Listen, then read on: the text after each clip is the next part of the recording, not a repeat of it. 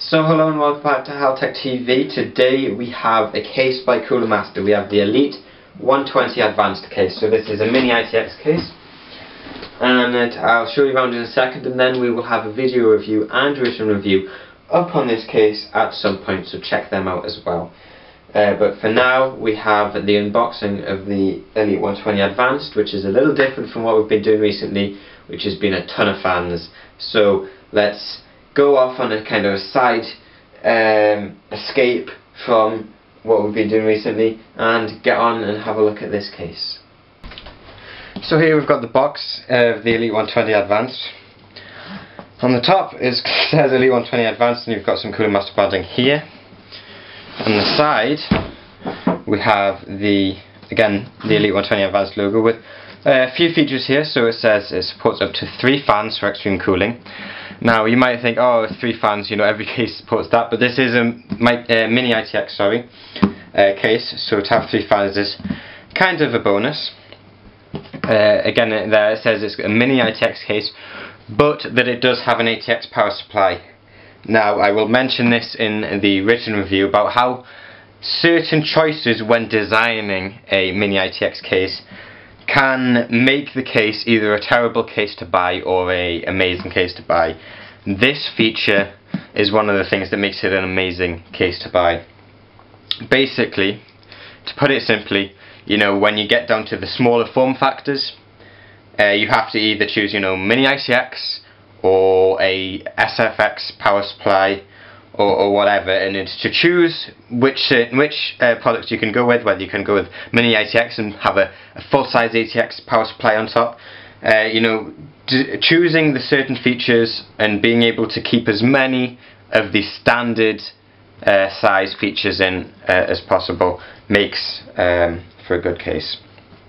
So it's got an aluminium finish on the front panel, and it's obviously here it says that it can come with a certain variety of power supplies, whether they be certain wattages or passive or active or regular, according to there. So on the bottom we have nothing. If we spin it around, we have some specifications down the left hand side and some contact details on the right.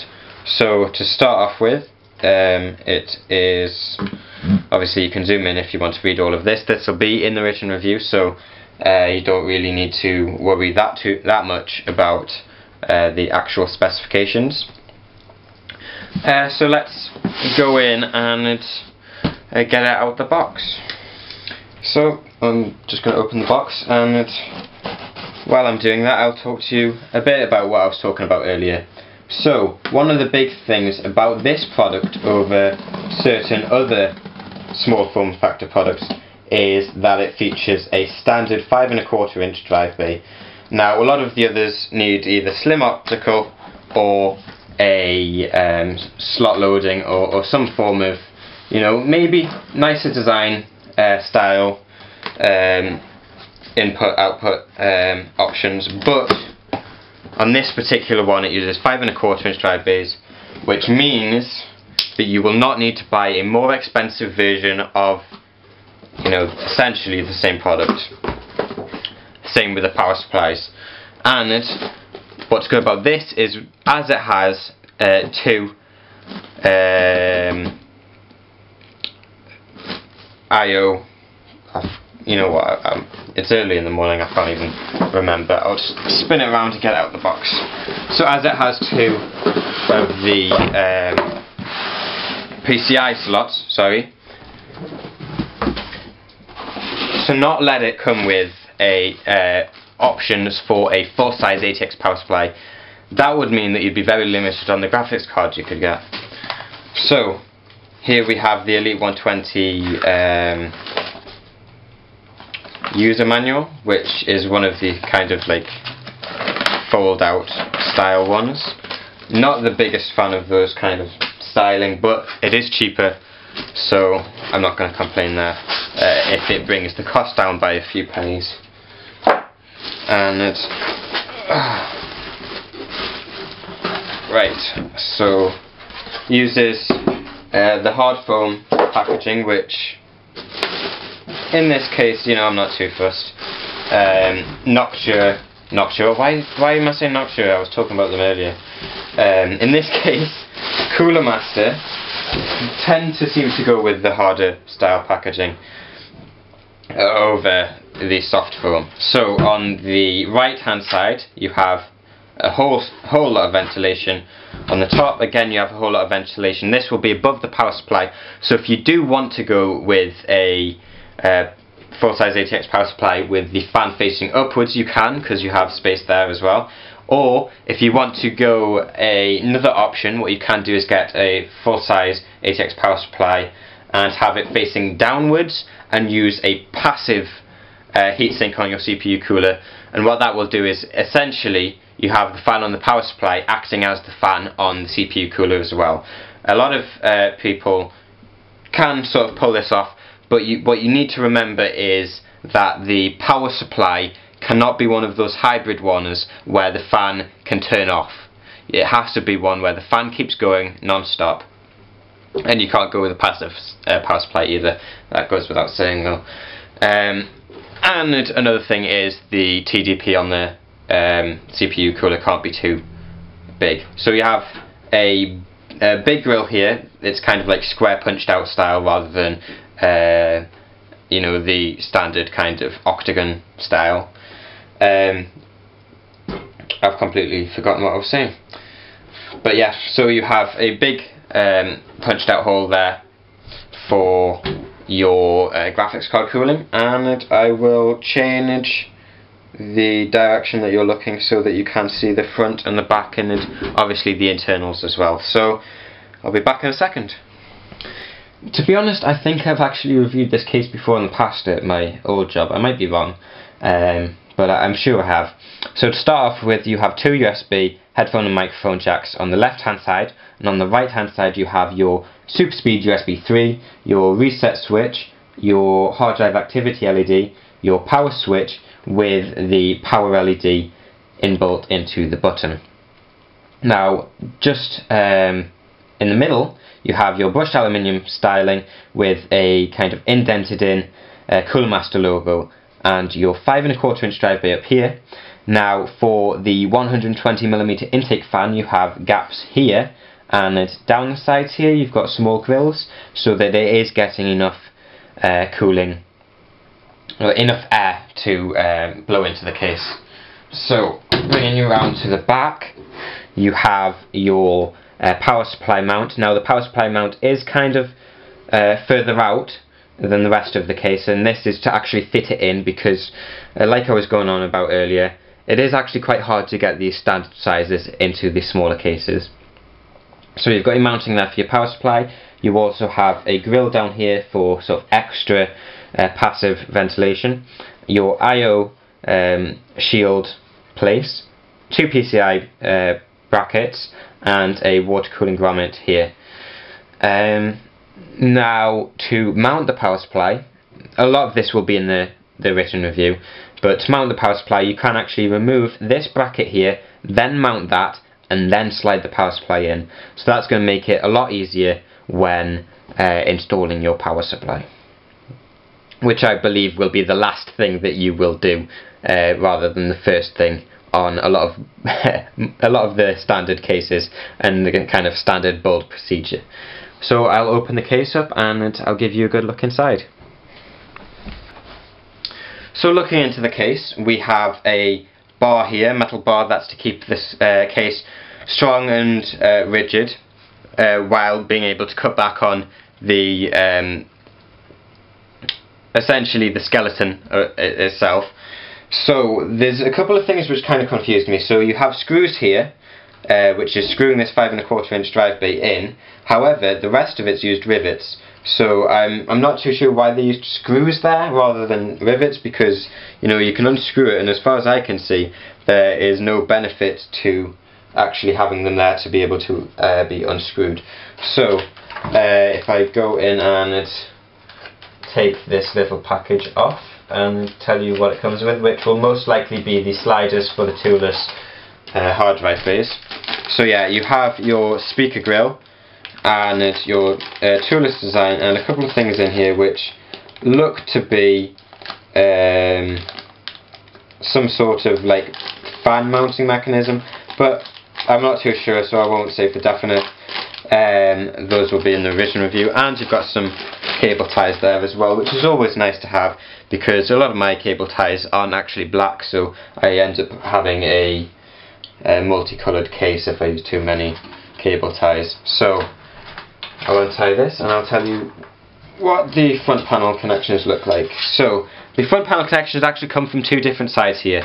You have your USB and your audio. Those are from the left part of the front, and then you have your USB 3 connection, as well as your front panel sort of power reset and activity LEDs.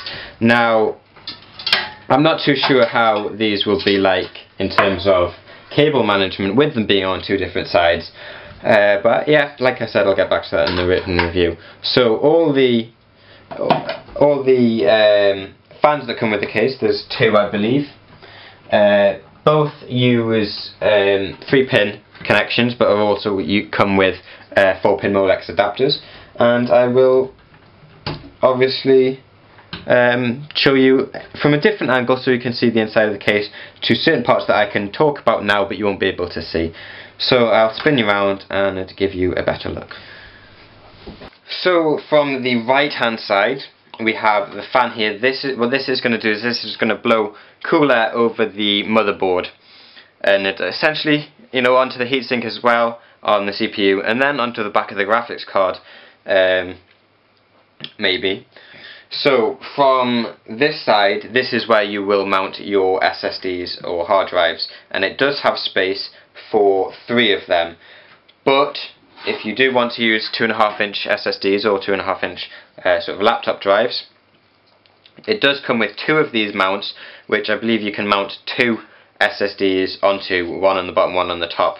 So you can, you know, do with this as you please, and you can mount, you know, one large storage drive, and you know, you could have like a 4 terabyte RAID or whatever, and then have 4 SSDs in a RAID configuration for maximum speeds on you know, your OS and games and everything. So it does give you sort of a good amount of possible combinations to give you the best storage solution for the size. But you know, I am going a little bit into a review here, so I'll turn it around and give you a look from the other side. So from the other side, what you see here is the tool is designed for Cooler Master's 5.4-inch drive bay here, and yeah, that's just about it. There isn't much else to say other than the fact that all over the case there is cable management options. So even right next to the cables here, right down in the corner, there is a cable management kind of loop on the case there, so that you can tie this all the way down and then all the way down along the bottom of the case and then round it to your audio. So that is another good feature. But even though it's not a review, I do want to kind of show you how to take the front panel apart, because I found it quite interesting. So yeah, I'll put you back down facing the case and I'll show you how that works. Sorry the lighting is not the best in this particular scene, however, you know, this isn't exactly part of the unboxing. But on this front panel, how to take it apart is there's 4 clips on the inside, 2 on the top, 2 on the bottom, 2 on the left, 2 on the right, and you unclip them, which I'm going to make a fool of myself by not being able to do, because they are quite stiff, but once you've got them, it's quite easy to get them out. There we have 1, there we have 2, and I might have to, oh, there we go, and the bottom one, and it just comes off like that as one whole piece. And then we have the front panel connections. Now this is where you're going to take apart the front panel. This is where you're going to replace the 120mm fan in the front if you want to, however it's not necessary, and it's just kind of an added extra. Now, one thing I did want to point out as well is that these kind of plastic sections here which house the I/O, these can actually be removed, and I'm not too sure if they do it, but it could be a good way to replace these if a particular product gets broken, and you literally can just clip these out and unhook them from the bottom, and there they go, they're completely separated from the case. So if this was a potential opportunity to maybe replace this side with USB 3, so that you could have USB 3 maybe as a pass-through to the back, because this one's already using the internal I/O header, or even, you know, have a connection for the internal I/O on ones that have two. This would be a good opportunity to do so, but I'm not too sure whether they offer those sort of options. But they can be removed, you know, so maybe if you wanted to do custom internal I/O or sort of front I/O connections, then this is a good opportunity on this case to do so. This is also how you're going to mount your 5 1/4 inch drive bay, which has another feature on the front panel section which I will want to go into in the review, which I absolutely loved.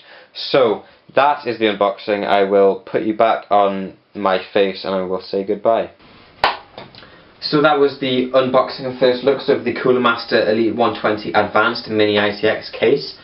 If you have any questions, rather than commenting down below, head over to the Haltech TV website and send us an email, or post a comment in the comment section on the unboxing video article on our website, because we will most likely answer there. We don't really answer YouTube comments. So if you have any if you have any questions, or if you want to contact us for any reason, whether it be to request us to review a product or for general business or whatever, use the emails down in the description box below. But don't forget to head over to the Haltech TV website if you haven't already, and bookmark it, because there's a lot of content on there that you won't find anywhere else on the Haltech TV network. Also, if you're doing that, you might as well head over to the Facebook page and give that a like, as well as the Hal Thompson Facebook page, because on both of those pages you will find a lot of Haltech TV related content, also behind the scenes content, and it's kind of upcoming information to do with Haltech TV. So other than that, I'm Hal Thompson. You've been watching another Haltech TV video. Don't forget to subscribe, do everything I've just asked you to do, and goodbye. And just a little side note, I know this is not my normal kind of background and my normal kind of location, but for bigger products, you know, I kind of have to use this kind of space rather than space I normally use, because we don't really have space where I normally use these bigger products. So, you know, on all the bigger products you will see me here, and for all the smaller products you will probably see me on my normal location. So, yeah, do everything I've just asked you to do, and goodbye. I really probably need something different to say at the end of my videos.